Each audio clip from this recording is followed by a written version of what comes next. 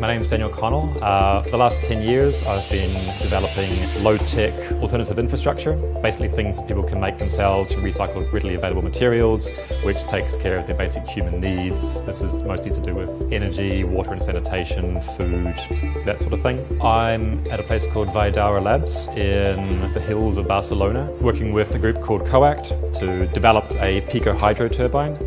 So a very small scale, but very low cost and portable means of producing electricity from water. Basically right there. So the whole project has been open source, making things more accessible. Theoretically, anybody anywhere can make this stuff and get access to these resources. There's a bit of optimization is going to start rapidly paying off. So we're going to try again with two different approaches. A basic computer fan. Plan B.5 is this impeller design, which we're going to now 3D print.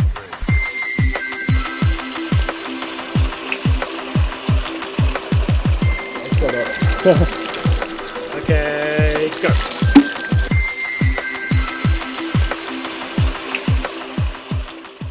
So this is the phase 3 turbine. It's similar to the previous ones that we tested.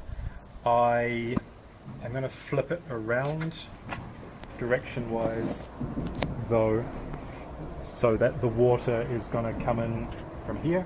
So this will be on, so we're going to move it to further down the canal with about like a 2.2 meter drop instead of the 0.9 meter drop, which should give like 3.5 times as much power overall. So the water's going to come up here, go through here across the top of the weir and then vertically down.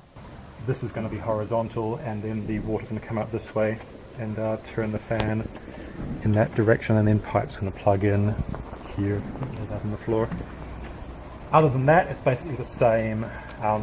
So we're going with the unreinforced PCU fan because it did the best revs. The 3D printed impeller did a good job. In terms, it did more torque with less revs. I want more revs with less torque. I don't want less torque, but I want more revs because that means more voltage, which means less transmission losses and stuff. Sorry. Don't worry. I'll tell you what then. Wow, water and some level of toxic waste. Water from the Anoya River. Yeah? Yeah. Wow! Loco! Vamos!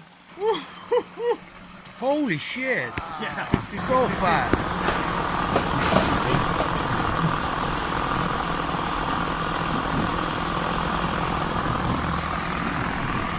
Super! Bien.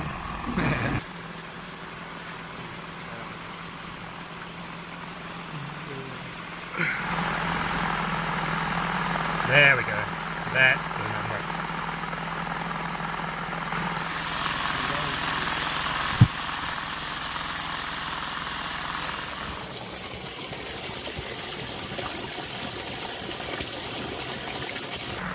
So, if we can get 10 amps off this hoverboard wheel, which it should be rated to, times 55 volts, if there's enough power in the full system, that means we could, without melting or damage anything, getting about 500 watts off the system quite easily. If there's enough water flow, but there should be, because like the full system power of this is about 1.2, 1.3 kilowatts. So even if we're only going at like 40% efficiency overall, which is hopefully more, that's still like 500 watts right there. So that times 24 hours a day is 12 kilowatt hours, which is enough to run about 2/3 of a western suburban home. Everything here cost about €40. So like what we've got here in terms of water availability is quite good. We've got this like long vertical drop, we've got like a really solid water supply here.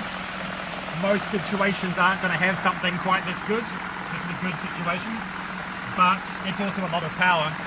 So in other sort of like in places where you've got like little streams that come down a couple of meters on an angle, this will do a lot less power, but it'll still do useful amounts of power. Especially if you're camping, make a little portable version. Especially if you're living in the developing world, the global south, then this, I mean, what's coming out of this right now will power like, I don't know, like half a dozen homes in like a developing country easily, and cost less there than it did here because generally materials are more cheap. But this is all very, very standard stuff. The hoverboard wheel, not so much. Everything else you can get anywhere in the world. This can get swapped out for a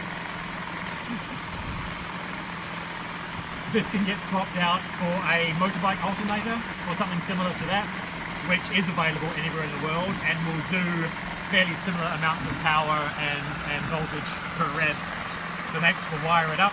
That'll be on these guys here at Califo to have to design a system for themselves, which is kind of like do what they want it to do, wire it in, and then we'll start getting some numbers, some data, and that can be broadcast.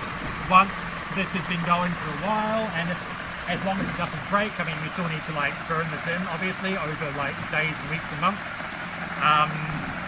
But if it does all hold together, if it does seem like it's a fairly optimized design, then I'll be doing a full 3D animated construction tutorial how to build the thing itself, and then everyone can make one if they want one. So basically this is a very good result. This is a very good result. I'm pretty happy with this. Alright, let's see how easy this is. Yeah, pretty easy.